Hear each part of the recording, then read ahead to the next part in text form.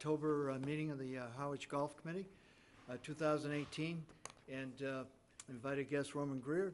Thank you, Roman, for attending. And just a few announcements, and this is important in this respect. The public hearing on rates and fees will be held at a separate meeting after today's airing of decisions that Roman is going to make recommendations for. And that's October 23rd at 4 o'clock. It'll be here in the Griffin Room, okay? And after that public hearing, we'll immediately adjourn and open a special meeting to vote on those rates and fees. So it kind of ramps up the transparency as far as the committee's concerned with the public. And also this past week, Roman was asked by members of the Finance Committee, new to the Finance Committee, to meet with our director, as well as myself, and we had a very productive meeting. In attendance were John Chorney, who's new to the Finance Committee, as well as Dan Choke. And they had a series of questions that were, I think, very thoughtful and well prepared, and Roman was able to handle that, and I think I added a little bit too, to give him a little bit of the history or sense of where we've been and how we've gotten to this point in time as a basic, business, self-sufficient town department. So, Roman, if you want to add anything to that? No, as you said, Glenn, John Chorney's been assigned to us as the liaison from the Finance Committee, so he has an official role with us. And I think that conversation was particularly valuable because next Thursday we're going directly from our meeting here to the Finance Committee to discuss next year's capital outlay expenses. Yeah, exactly. Okay, now, in terms of the consent agenda, the September minutes were pretty straightforward. I'd entertain a motion to approve. So moved. Okay. Second. Okay. Second by Mr. Conley. All in favor? Aye. Aye. Thank you. Now, in lieu of the normal director's report, as you can see by the agenda, our focus is importantly on rates and fees for 2019. And Roman, if that's okay with you, I'd like to just jump right into it. Let's go right to it. Okay? And you've given us everybody has a handout? Yep. Okay. As you know, I always say this, I hate to read directly from a PowerPoint, but let me just go over the first page of the proposed fee changes. The rate analysis. A competitive fee analysis shows CV is appropriately placed in the market. Green's fee rates are on the higher side of competition, while member rates are among the lowest on Cape. This fee distribution is appropriate as CV currently consistently ranks as the most popular and played golf course with out-of-town guests, while Harwich resident members receive the least inventory of tee time availability among competitors due to our only having 18 holes of golf. Cart fees are also appropriately placed as all competition is between $20 and $22 for an 18-hole cart. So our goal when I put together the recommendations for 2019 was to maintain the revenues that we're currently receiving. We hit an all-time high in FY18 while accommodating more member play because we've increased in total members for the past 3 years. In general, our idea is operation is, we've done a good job of engaging a lot of new members over the last 3 years. We really want our off-season to be about retaining those members and doing a better job managing them, getting information to them, getting them on the tee sheet as much as possible, handling the effects that all these new members have had on our leagues. We've made a commitment to our leagues that we're going to accommodate their play in full. So we want to maintain it's a pretty high goal to maintain our revenues while doing a better job managing and getting more member play on the golf course. Okay. Any questions on that point? Yeah, about the first paragraph. When you mentioned that out-of-town guests, so while Harwich residents receive the least inventory, is that to increase the per diem money that we get? I don't understand that. No, It sounds like we're not taking care of our members. Okay, no, I was just doing an analysis among our competition. We have the yeah. fewest available tee times for members among our competition because we're the only course with only 18 holes. out of Got the it, town I golf get it, courses. okay, I get it. I had just, Whenever we So it's compare, apples to oranges, yeah. yeah, whenever we okay. compare, we're comparing it's the only 18-hole course. Okay, all right. and Roman, could you just amplify on the point of what percentage the annual fee memberships contribute to the revenue picture? Yeah, it was, in the past, it was about 45% of the revenue was greens fees, 35% was memberships. It's become much more even between those two. We're about 40% membership fees, 40% greens fees, and then the other 20% in carts and miscellaneous. Exactly. So that trend supports your, Yeah, The members are Direction. paying more Yeah. of the pie, Right. absolutely. okay. Thank you. You're welcome. Okay, so when I looked at the needs for the golf course, one need that we have is to generate an estimated $20,000 more to cover the cost of a new fleet for our revenue share lease with the carts. That's just a rough estimate because we've, as you know, we've met with the other cart companies. The carts we have in mind are very efficient, cutting-edge battery technology for electric carts. We'd like to offer GPS on the golf carts. We would, based on the location of the cart barn, we'd require permanent tow bars on the golf carts. So it's going to be a more expensive golf cart we enter into a new lease with. So in general, we're thinking of about $20,000 would cover the up cost of that new cart fleet annually. So that's one need. The other needs we have is to fund capital projects that are on our priority sheet. We're looking at a need to generate more money in that golf improvement fund by 2020. And as you'll see when I get into recommendations, we raised memberships last year. We raised all major greens fees last year. I think it's appropriate. This is an off year where I don't recommend raising any of those major fees this year. The only major fee I recommend raising is going to be the cart fee. Excellent. Because it's just not in good faith to our members to raise rates 2 years in a row, or our greens fee paying customers, especially when we're hitting all-time highs in revenue. And I think an upside, gentlemen, of that is the fact that by us staying level, in a sense, it gives us a chance to observe what's going on in the marketplace as well, Steve, you know, in the other competitive marketplaces. Sure. So, I'll get into some of what our competition's doing. And then just as a note, when I look at our needs, we also look at the capital project and our dedication to pay for the big capital car barn project. Yeah. The forecasted funds raised in the Golf Infrastructure Fund have been achieved to this point. I spoke to the Director of Finance for the town. She said we're so far raising 100% of the fees that we said we would to pay for 100% of the bond.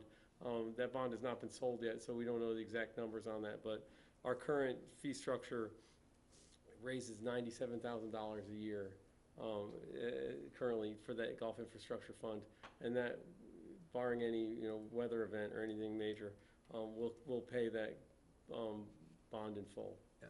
And then Have you heard anything on the timetable of that bond? I spoke with her just a few days ago, and no, they're not in a rush to do it. So just to be clear, in the other improvements for the golf course over the years, when they built the cart barn and they did the rest of this, the taxpayers were supporting it, right? Yeah, well, And now not the we're car supporting the barn was cart barn. original, but the other things, the clubhouse. Yeah.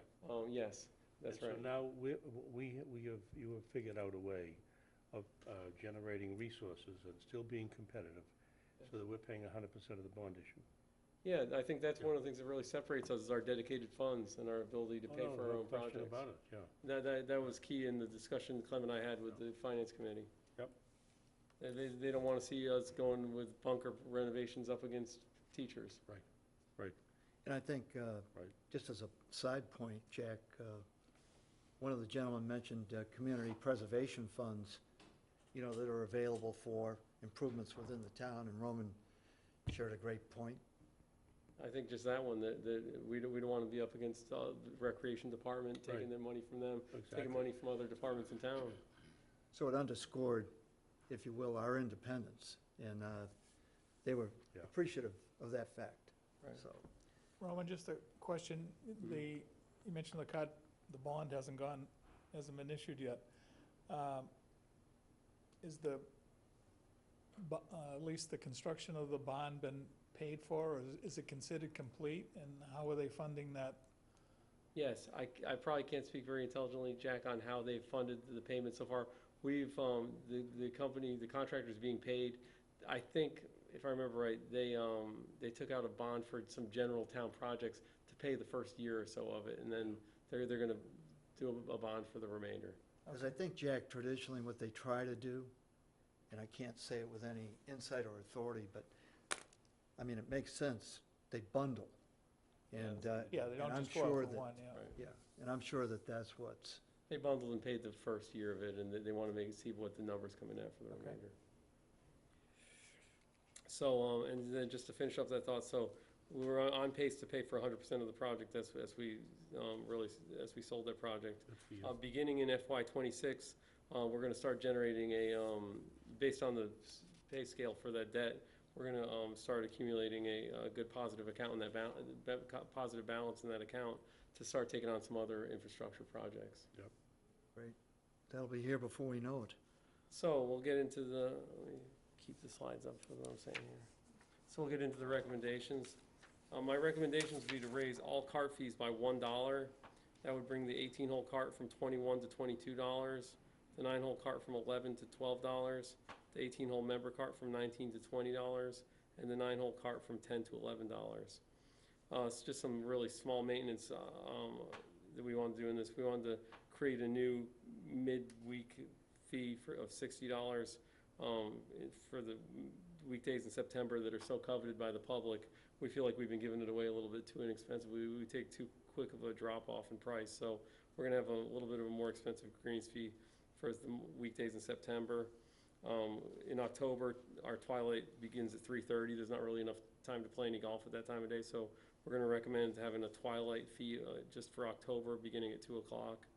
And then the recommendation is for the junior twilight fee of $15 to also apply to early morning back 9 to allow juniors access in a time that's underutilized. Now, is that independent junior play or with an adult? It would just follow our regular junior rules based on their age and ability. Okay. Okay. Any other questions? Okay. Now, So- when would these go in effect? These would go into effect for the 2019 calendar year. Calendar year? Okay. Yes. So the conclusion would be the recommended fee changes will help cover the estimated cost increase for a new cart fleet by generating an additional $20,000 per year in cart revenues. There were 21,649 cart charges processed in FY18. So we had a banner year in FY18, and that would have produced an extra $21,649. But as you know, the year before, we were down in revenues based on weather. So I think 20,000 is a good estimate. Increases in all memberships and green fee categories in 2018 helped to generate an all-time high in golf revenues. As the golf department continues to hit revenue goals and generate anticipated balances in our dedicated funds, there is no need to stress our market by raising any other fees at this time. We do anticipate a possible raise of membership fees in 2020 to help fund future capital projects. So the conversion to electric carts is Yes. what we're talking about. But the conversion, the capital required for the conversion in the cart bond will be covered by what the money we've already raised. Yes, for the project funds. Right. Yes. Okay. So I've got a few slides here just on some market analysis. Not all boxes on here are complete. The Barnstable Golf website has been down for a few weeks, but I've watched a few of their golf committee meetings. They're going to break the $1,000 barrier, which has been a barrier that the municipal golf courses on Cape have been hesitant they are getting pretty close to, but are hesitant to break. I've got on there 1070. Last I heard, they're recommending 1045 for their membership for residents next year. You'll see the top line is really a comparison. The other towns are based on their last year rates, because I don't have information yet on their rates and fees that they're basically doing the same thing we're doing now. So Brewster was at $955 last year. Dennis was at $749 last year. That's the only rate less than ours. as you'll see, we're on membership fees, we're on the low side. Not all of these are comparing apples to apples, because everybody has a young adult really for different ages, or juniors have different,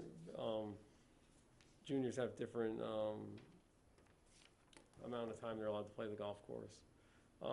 I did try to pull our rack rate, though, really the highest summer weekend rate. Our $74 rate ranks very appropriately, with Dennis at 69, Yarmouth at 78, and Barnstable at 74 as well. So we're right in that same zone. The 18-hole cart will be on the expensive side, but I really expect when the dust settles among the other towns, they'll all be right around 22 with us. The one place you will see a disparity, which has been the same for years, it seems like the other towns give more of a discount to member cart fees, but it hasn't historically been the case here, and I would not recommend going backwards on our revenues based on, the revenue share contract we have upcoming. I do have under Yarmouth, they have the $22 cart rate, and it's mandatory on weekends. Mandatory all day, Roman? On weekends, I don't know about that. Up It's supposed until, to- 2 o'clock, I think. Yeah, I don't know if it's 2 or 1. They might have moved it back. And that's only Bayberry, Bass River, you can walk on the weekends. Interesting. I wouldn't, it's, Steve, because you were involved, was that? Yeah. Yeah, okay. Good. He's right. Okay, so then the next slide shows what these are pieces of our rate sheet that would just show what the proposed rates would look like. The highlighted September 3rd to September 26th, that's just a new rate entirely. If you look below it, it's basically our weekend greens fee for off-season. We'd be charging that weekdays in September, because that is such a coveted time of year. We generally sell out on those greens fee blocks, so we think it's appropriate to get a little more money for them. We do in that time of year, though, offer the hotels still a special rate, and I think engaging our hotel partners there is still very important. The next page is our miscellaneous rates. Once again, the highlighted rates are the ones that have changes. We would have a new October twilight rate, which would, it's the same rate, but it would just apply after 2 o'clock instead of our normal twilight is either 3:30 or 4 based on time of year. The highlighted fee also shows the junior back nine rate. That's a new rate, which is basically just our junior twilight rate, but it would apply to the early morning back nine play. That early morning back nine is underutilized by the membership, and it's a nice opportunity to give juniors another chance to play if parents want to get the kids up and get a chance to get some golf in before there's really any high impact on the golf course. And then the 4 rates you'll see highlighted below are all the new cart rates, just representing a $1 increase. One last tweak to the rates and fees. Roman, before you turn the page, could Yep. you just press one, not issue, but question that I would have. As far as the active military discounts at 25%, Yeah. I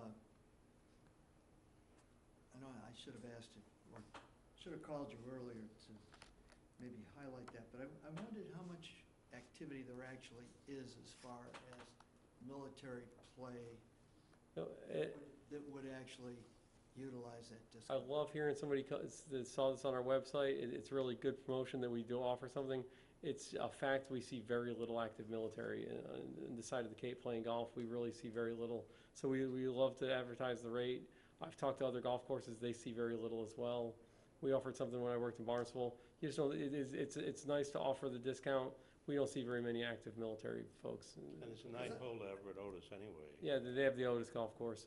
The one thing, I'm glad you mentioned the Clem, though, that when I was recommending the rates and fees, due to our relationship with SLU Military Golf Association, I do anticipate that we have a discussion in the future about a SLU Military Golf Association membership rate, because we are part of the veteran services on Cape, that when they have a veteran come back that's interested in playing golf and learning golf that's disabled, they're going to send them to Cranberry Valley to learn golf. And I think once they go through the learning program, it'd be nice to have a special rate to offer them for membership. What I was loosely thinking was the young adult rate. At this point, I think it's premature, though, to come up with it, because when I talked to Jerry from the SLU Military Golf Association, they just don't have that many numbers coming through right now. So it's not really necessary to have the rate when really we haven't seen anybody come through the program at this point. So I guess my question would be, would there be any wisdom in perhaps bumping that discount up since there's, I mean, I don't know whether it would incentivize people any more than the 25% would, but. I don't, you know, Clem, when we first had the discussion on this, we offered 10%. Yeah. We decided to go to 25% the next year because we saw so little 10. I honestly think that it's a nice offer. You could do 50. I don't think there's that many active military in our area. I just really don't think there's that many playing golf. I don't get the sense that the rate's keeping them away. As Tom said, they get really good rates at Otis. We'd never be able to compete with their rates at Otis. I got you. But I'm open to anything that you think on that one. We love seeing people take advantage of that rate. I just don't think there's a huge population for it right now. Yeah. Do you know what percentage of the golf cart fees are for members versus non-members? Yes. It's really close to 50-50. Is it? Yeah, it's really close to 50. Any thoughts then to potentially just doing $2 for the non-members and keeping the member rate flat, which would generate, in essence, the same revenue? And I think it would make us more competitive with, more in line with the other ones, the other courses. We could. It's worth discussing. Just throw that out. I It's worth mean, discussing. And then maybe couple, you know, when and if we have to raise membership rates next year, Right. then we throw another buck in or something then, but keep everything flat for the members this year, but. It's worth discussing. I think the dollar, I think that the money that we need to raise is the 20,000. Yeah. However we raise it, I think it's fine. You're right that we are a little on the expensive side for the member cart. I'd hate to keep hammering the general public, and even though it's $1 at a time, we raised the weekday summer rate by $5 for non-members last year, and then the cart fees as well are going up. So I'd hate for the general public to get the sense that we've gone up close to $10 in a few years, you know. Yeah. I'm a little sensitive to that. My sense would be to spread the wear a little bit more, Yeah. but it's a good point. Okay. Yeah, I'd like to speak on that. You know, it's almost like we have a major situation where we're raising 100% of the money for the cart bond, which is never done before. We also have a whole bunch of other projects. I'd be reluctant to cut any of these costs. I don't think they're overbearing until it comes a time where we're in complete equilibrium financially. We are generating money through whatever, as a solar park or something else that's generating money that you can now affect the cost of playing for people that are loyal to us. So I don't think I'd be willing to go down. I think that what you've done is a pretty fair job of trying to be fair to everybody with this thing. So that would be what I'd say. Okay. And our thought with, as we mentioned, the Yarmouth rates, you know, I know a lot of people have physical reasons they need to take cards, but in general, it's you're choosing to take a card. I mean, it's not a forced charge. Yep. Okay, so I'll go over the membership rates, and I just had one little tweak there. It's really not a big deal. If you'll remember, we instituted our young adult rate, which has been very popular. That was for ages 22 to 30. In the past, we had a junior 1 and a junior 2 membership.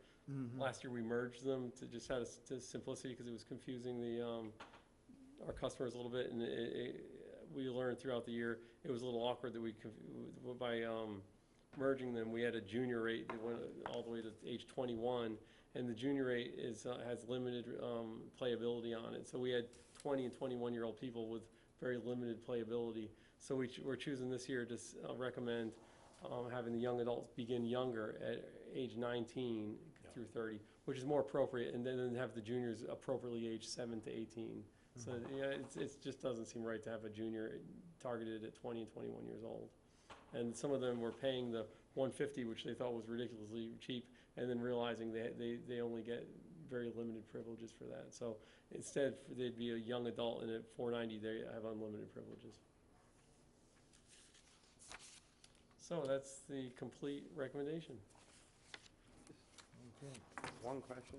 Yes. And I apologize if this is old, but why is it that we do the same rate for Chatham as we do Harwich, but We don't for Eastham and Orleans? Yeah, that happened before my time here. Clem might be able to speak a little bit more to the timing of it, but it was in general, Steve, you probably know, the golf business was really flat for a while, and they were really experiencing no growth at the golf course, and it was money to engage more population and get a little more activity at the golf course, I believe. Clem was involved probably more on the ground level at that time. I know the story. So we were voting on it one night here, and there were 4 members. And 2 members voted yes, 2 members voted no. So downstairs, there were 2 selectmen. I mentioned to them that it failed. We're not going to bring in Chatham. That night, it was 5-0 at the selectmen meeting to involve Chatham as if they were owners here, and give them the same rate. At the time, they were dealing with the Monomoy Regional and trying to get some connection in terms of let's take care of each other. Mm-hmm. And after that, we said, well, we should then now get clam rates, Mm-hmm. clam digging rates. And they said, no, I can do that. You come here, you're not a resident. So anyway, it's a long-standing issue, but it seems to work. And We did although have, there's my first year here, the golf committee, I don't think Tom was on it then as well, but the golf committee chose to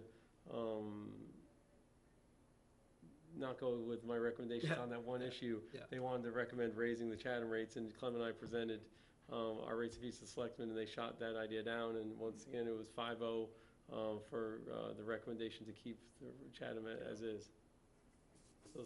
So that was history. Yeah. So let's talk now and future. It's still, we don't need regionalization with Monomoy anymore. We've already done our part. And I don't really care that it was 5-0. It's not logical. So if it's not logical, we should ask them again and make them explain why. Well, You can, I think I mean- you can make a motion. Just because they're the selectmen doesn't mean it was 5-0 in You can- history. That doesn't mean it's, You can make a motion and see if it passes here, and then they'll bring it up, and the same thing will happen, so. I didn't recommend changing it because I think we're trying to manage the play as well as we can. I don't want to make any negative impact decisions on rates and fees, and I do think there may be a negative impact on the rates and fees. We'd lose a handful of the Chatham members. We're trying our hardest to have as much participation as we can at the golf course, the events, Sure. raise membership. absolutely. So I did But not it's- recommend raising it based on that. Yeah, okay. I think that what's failed to happen is there has not been accountability at their level, at the selectmen's level, to promote the idea of a quid pro quo. And that was part of the principle, wasn't it, Tom? As Well, far as the they- expectation that they would deliver A quid pro quo. And some type of, yeah. And at the time, we met with the golf committee in Chatham. Yeah. And they said, okay, we'll let 20 people play here from Harwich as if they were members and pay the fee, but it was not as attractive as the other one. The other thing that happened was there was about 28 members from Chatham that were paying the top fee. Mhm. After it was changed, now we're up to about, 60 or 70 members from I Chatham? think we're at 142. Yes, I mean, from Chatham, I mean. Yeah, from Chatham. I mean, see, the thing is, I understand, but from a practical perspective, it generated a huge amount of revenue that meant we didn't have to raise our costs for everybody. So, Yeah, you but- know what I mean? It's one of those things that. But that, you're making some pretty big assumptions. I mean, Like number one, you'll lose a significant portion of the Chatham membership if you raise the rates. And number two, that even if you did, that those tee times would go unused.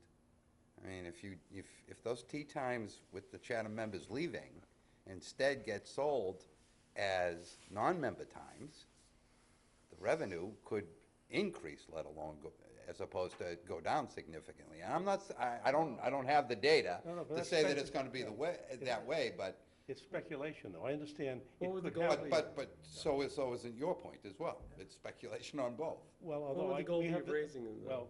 Well, The goal would be that in my mind, I mean, obviously I'm new to the committee, Cranberry Valley is in Harwich.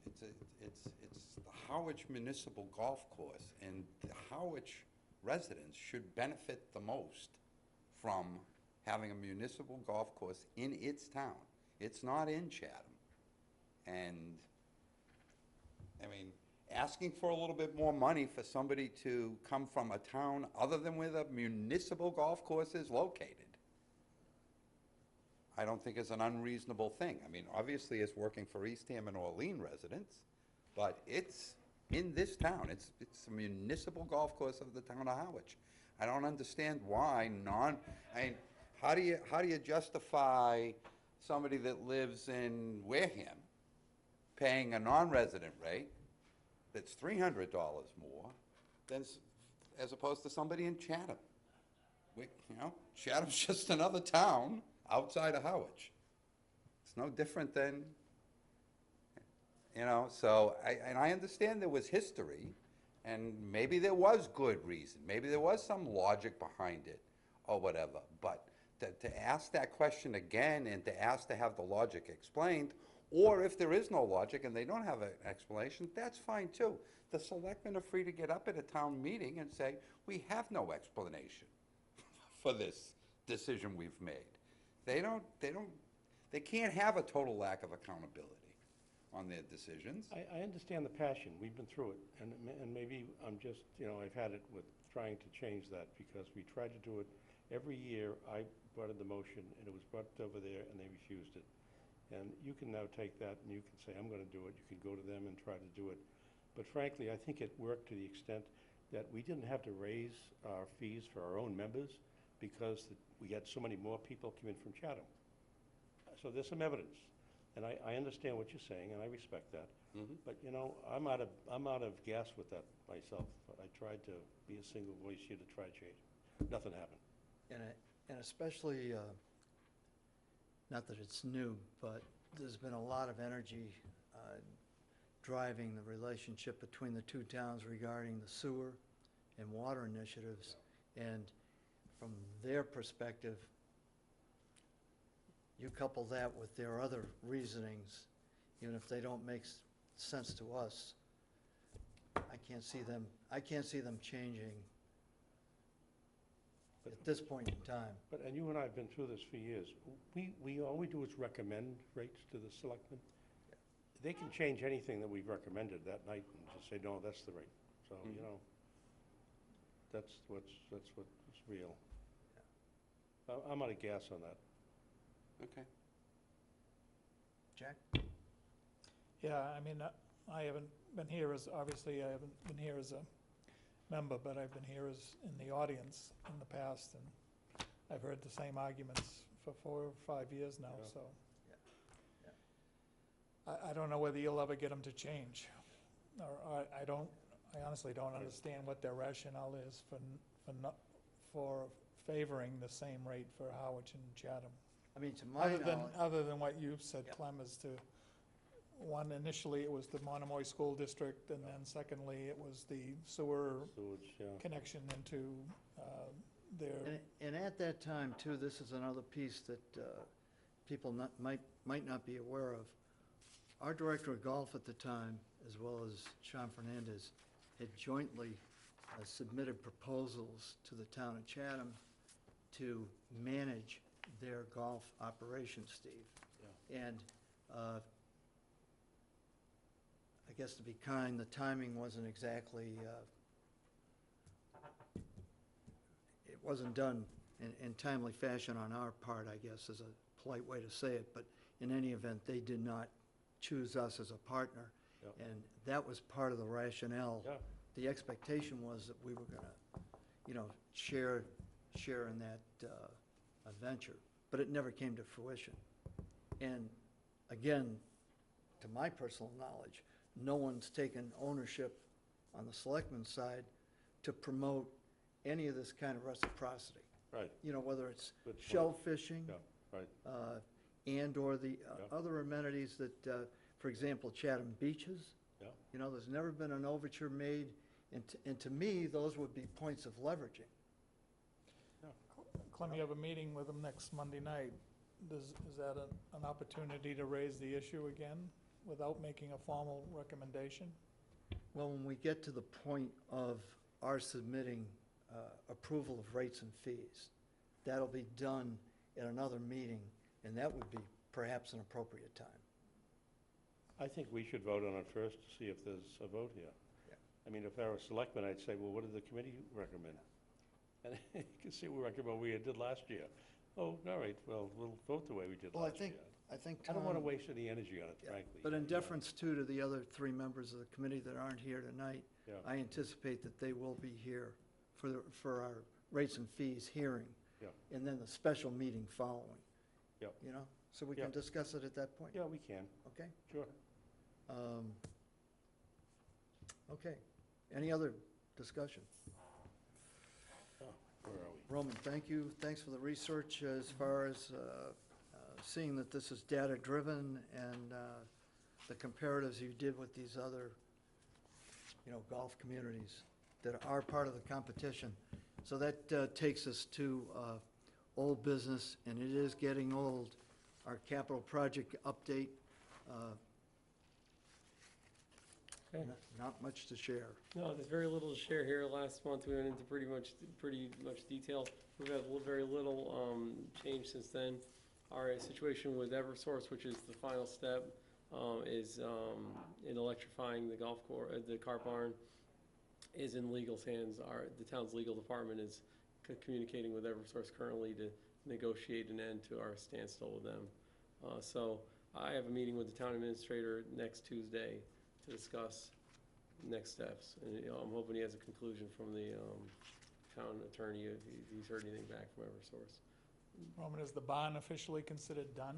No, it's not. It's 95% done at this point. They've got a few minute things to finish, and then we're gonna do a walkthrough, a punch list, so it's not complete until we go through those stages. But it's 95% done. Right. And this delay, do you know Jack? Go ahead. how it's gonna impact the May 1st target date for completing it? I'll know Tuesday. I think our plan is when we meet with the town administrator next week, we're gonna have a definite action steps come out of that meeting.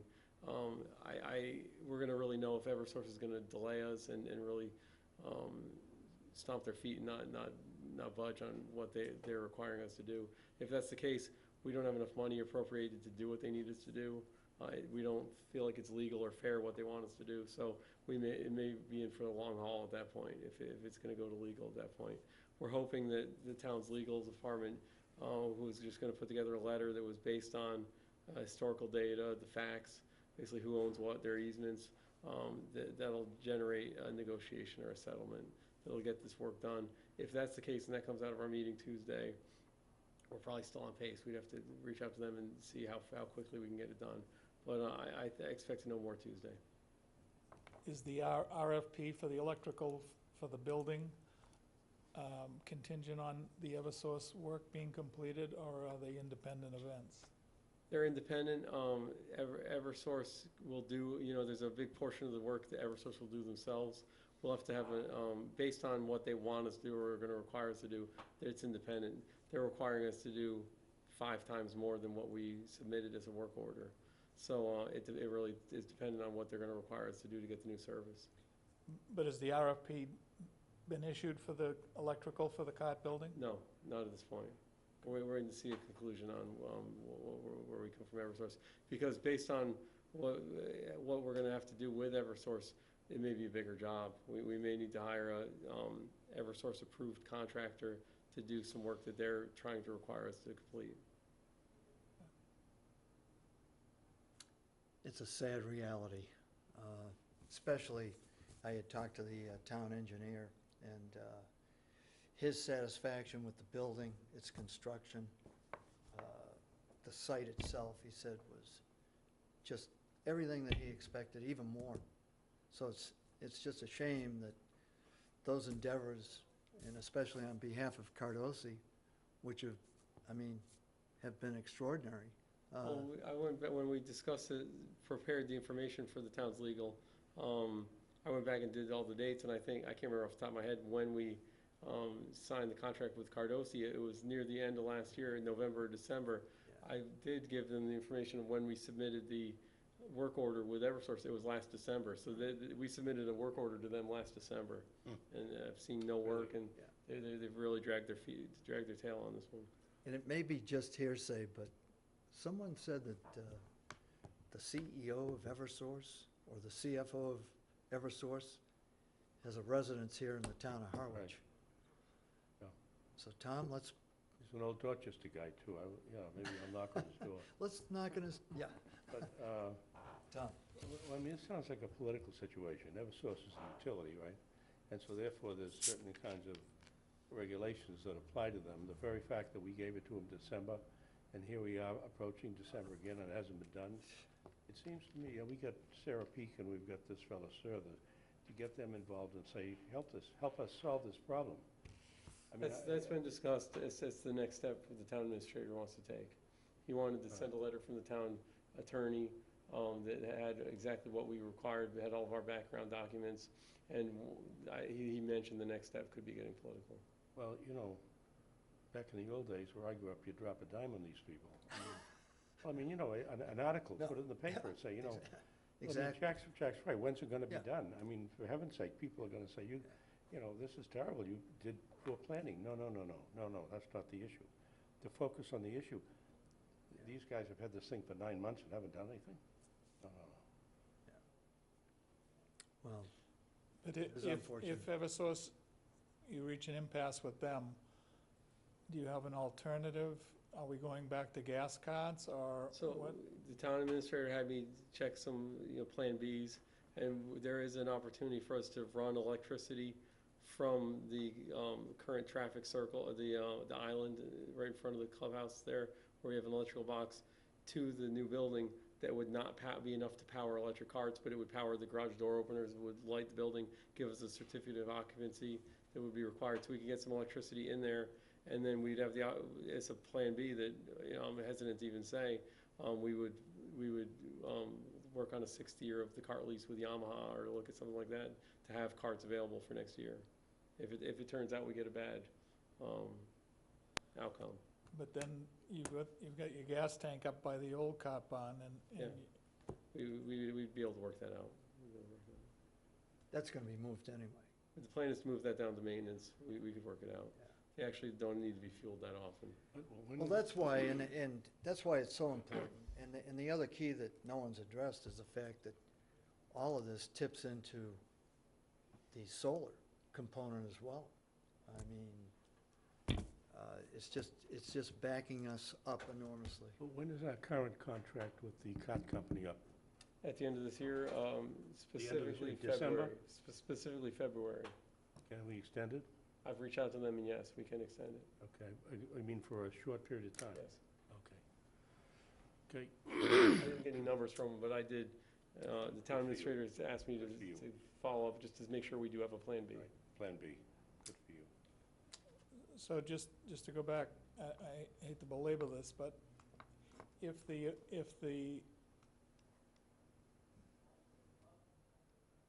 letter has gone out or is about to go out, or has the letter from the legal department gone to Eversource I yet? believe it has, I'm not sure, Jack. We provided the town lawyer with the information you needed 10 days or 2 weeks ago. So I'm assuming the letter went out because we had a lot of communication with them, providing the information at one point in time. I haven't heard anything since, so I think we're in the point where we're waiting for the response. And we set up the meeting on Tuesday, anticipating we'll have the response by then, so we can create an action from there.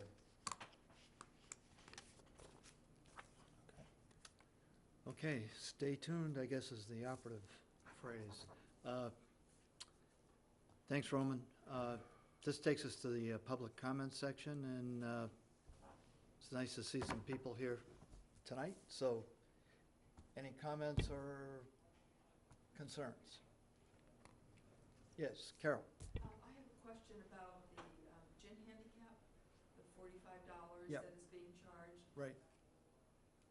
Could you tell me who is affected by that $45? I know the Yep. Women's Golf League members are required to pay that. Yes. I think that is a charge that some of our membership was questioning. Okay. Yeah, I'm going to search my memory banks here, but yes, when our golf staff got involved in administering the ladies' events, There was a lot of trouble. The first year we decided we would not require gin handicaps to be through Cranberry Valley, and scoring was a nightmare where there was a lot of people that had wrong gin numbers and gin numbers that were not up to date. And so we discussed this with the governance of the Ladies Golf Association, saying if for the golf staff to continue running them, there was going to be a requirement of a gin handicap through Cranberry Valley, because it just adds so much ease and takes away so much time administering it by having all the gin numbers through our computer. Some women were taking exception to the fact that they have a legitimate gin number, say in Florida. Sure. And we have access to that, I think. Yes. And so now they have to pay for that. Sure. No, And $45 is a higher number than their Florida gin handicap. Sure. We could always go back and look with the Ladies Association at this issue. This was a decision made jointly between our golf staff and the Ladies Association for the ease of the administration of it. The first year we said, no, just get us the gin numbers, and Sori Bell was in charge of the gin handicaps, and she did a wonderful job of providing us a list of all updates. You never got all the updates though, and a lot of the gin handicaps we had ended up inactive, and the Ladies' Day results had to be postponed, changed. We'd get a lady on Thursday that would come in and say, why'd you give me this handicap? That's not my correct handicap. You have to go back and change the results. It turned out it was determined, and again, this was probably 2 or 3 years ago, that it was taking too much time and creating a bad experience within the league, that we weren't able to post results or provide accurate scorecards on that morning based on tracking down the handicaps, and there wasn't great accuracy with that. So there's profit in that $45. It's not what it's more than what the handicaps cost. I forget what the MGA charges. I think $29 or so. We're right kind of in the median zone where what people charge for that, and that it was determined appropriate for the supplies and the amount of time it takes to administer it. So that's all part of our Pro Shop revolving fund, where we buy supplies to. I think what we justified that charge for was the supplies required to run the leagues. So, you know, the $11 per person would be a contribution to the scorecard stock and the card sign stock and the printers and everything that's required to run the leagues. You're welcome. If you want a comparison for the men's league, we handle the front end of the tournament. So we collect gins, we do the scheduling of the people in the round, and the golf shop does the scoring and the distribution of the prize money, but we handle the front end of the tournament. So, and we don't require a gin handicap for all our members to be at Cranberry Valley. We'll take, you know, a gin from wherever they are, but it means that you might have to have resources that will spend time learning how to use the Golf Genius system to schedule and set up the tournaments. That's the way that decision came. It didn't come down as a heavy-handed decision that we require this. It was more working with each league. The Men's Association wanted to be involved, and they do a lot more for handling specific requests of their golfers, who wants to play early, who wants to play late, how to handle overflow people and all that. That when we were talking to Jack and Bob Plinus, we determined it was more than our golf staff could do. It would be too time-consuming. So they've chosen to still have a role in the sign-ups, and so they do all the gin stuff that was so time-consuming for us. And we'd be open to anything if the ladies chose to do the same thing. We're open to anything. It's not a heavy-handed decision we require. It's just it was determined that the administration of the league was a little sloppy when there was a lack of accuracy. Yes. I just would like to see you go back to the original application that we've had in the past with the golf improvement fee set aside, so we know how much our membership fee is and how much our golf improvement fee is. Okay. I think it's a lot. Oh, were we bracketed? It's all put together now. Yeah. So Okay. we used to bracket it out? Yes. Yeah, okay. Yeah, we could do that on the same line. Yeah. Yeah. And it's more open. Good. I don't think most people even know that the fee that they see there, some of that's Sure. Yeah. No, it's easy to do. We could do that. Thank you. Anything else? Yes. Tom? With the cart pond, when it's done, I understand the fellow who donated all the land for Cranberry Valley, that maybe we should name that cart pond for him to memorialize his contribution to the town. So at some point, we should look at that, I think. You know, because I appreciate the fact that Tom had emailed me relative to this topic, and I think what I'd like to do, Tom, if you're comfortable with it, and you might want to invest yourself in this endeavor, I'd like to see some research done on the topic so that we don't step on anybody's toes, and that, you know, we've done a thorough analysis of, you know, the direction we want to take, and bring that forward what? as a recommendation. Like what? Well, I Well- mean, we named the driving range for Charlie Mooney, Yep. a veteran of World War II, was decorated. Hank worked it out so that the clubhouse is named for Ray Jefferson, another Exactly. Navy vet. Exactly. And we just tried to. Well, with I think regards to Try Mis- to memorialize Yeah. people here who have made a significant impact one way or another to the, and it just seemed to me that that's very in line with this. The guy gave the land to Cranberry Valley. And, you know, and I have no dog in this hunt other than the fact, Oh, I know. I think it'd be a nice thing to do. And I had suggested, because he was a Cape Verdean member of the community, that it would be more than appropriate. But I'm just humbly suggesting that if you look at the facts, it wasn't just land donated by one person. There were a lot of people involved. I mean, an awful lot of people. So, you know what I mean? So that's the research you'd like to look at, yeah. Yeah, All right, exactly. I'll- It makes sense? I I'll mean, I know some folks in the community, I'll ask them.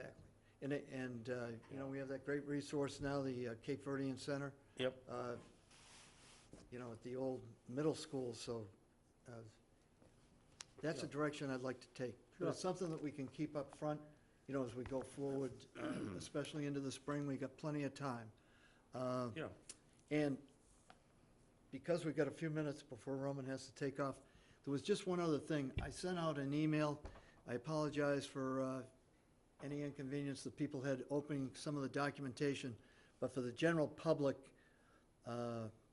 since we have some general public to appeal to, it was communication regarding an associate that's done a lot of work for us. His name is Mark Mungem. He's a golf course design person, and this is the note that I sent to the committee. I said, basically, this spring, Roman and myself, Rob Donovan, because Sean wasn't available, we walked available property on the Cranberry Valley footprint of our golf course, and we looked at potential sites for a junior 3-hole golf course and a putting complex that we have talked about. I supplied some addendums to. The town of Wellesley has engaged in this, and there's also some other documentation regarding this type of venture. Now, we're not doing this tomorrow, as I suggested. We're out at like 2021, and it really is an exciting prospect because the underlying fact is promoting golf, especially junior golf, and giving super seniors or citizens within the town an opportunity to access this putting complex would be quite a progressive move on our part. So planning-wise, I supplied you too with a quote that Mr. Mungem was kind enough to do for us, and basically the design phase involves about $30,000 of commitment. That might change or fluctuate somewhat. I put a note in there to that effect. And also I thought it was generous on his part. He was very much, I thought, Roman, you can amplify on this, very supportive of what we're trying to do. And he even offered to donate 10% of his cost, you know, as far as the project's concerned.